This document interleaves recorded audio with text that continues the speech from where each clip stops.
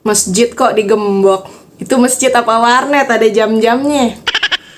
Waktu butuh dana pembangunan, masjidnya terkesan milik umat, milik bersama.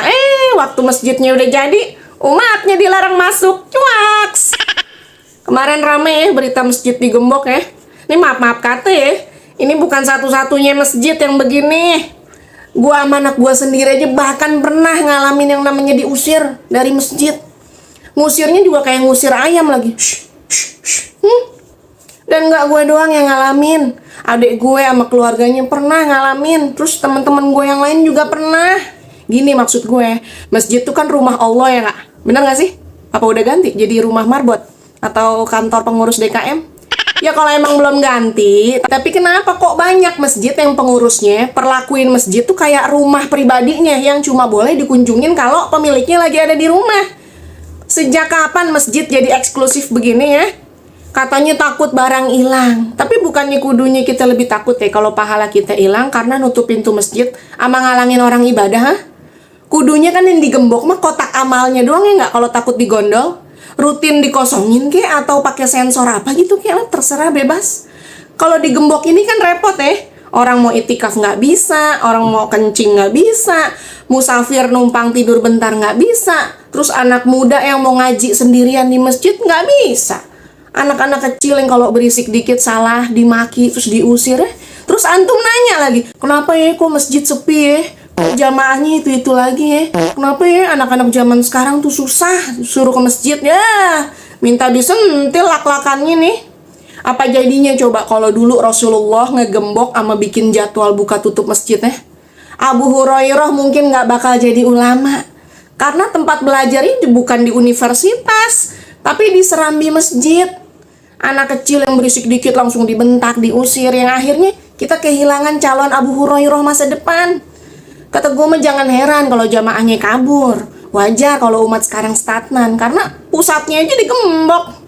Rasulullah justru ngebiarin para ahlu sufah buat tinggal di masjid. Ahlu sufah ini kan sekelompok sahabat Nabi yang hidupnya menetap di Masjid Nabawi. Karena apa? Karena miskin dan gak punya tempat tinggal. Yang hasilnya lebih dari 5.000 hadis Abu Hurairah riwayatin. Belum lagi ada Salman Al-Farisi dan lainnya. Ada ratusan ahlu sufah yang tinggal sama aktif di masjid. Jadi zaman Nabi itu masjid tuh sebagai pusat dakwah, jadi pusat pendidikan, pusat pengaduan sosial, pusat strategi perang, tempat tinggal orang miskin, apalagi tempat healingnya orang galau, bahkan tempat nongkrongnya para sahabat sambil belajar, bukan cuma buat sholat. Kalau masjid digembok, kita bukan cuma nutup pintunya pak, tapi mutus jalan orang menuju Allah. Kita yang bikin masjid jadi downgrade tau gak? Dari fungsi masjid sebagai pusat peradaban jadi spot sholat 5 waktu. Dari tempat ngebangun umat jadi tempat store kewajiban doang. Masjid tuh tempat pulang ya gak? Bukan digembok tapi dibuka lebar-lebar. Jamaah datang tuh disambut sebagaimana tamu, bukan malah dicurigain mau maling sendal nih dari mukanya nih, dari aura mukanya nih. Ini bikin berisik masjid nih pasti nih anak nih. Ini bikin kotor lantai nih pasti nih nenek-nenek nih. Bukan ngerangkul, malah mukul.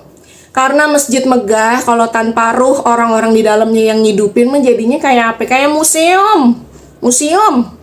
Ya abis gimana? Anak-anak kalau main di masjid kan ada aja yang rusak. Padahal mah tinggal minta ortunya pak buat tanggung jawab kalau rusak ya nggak?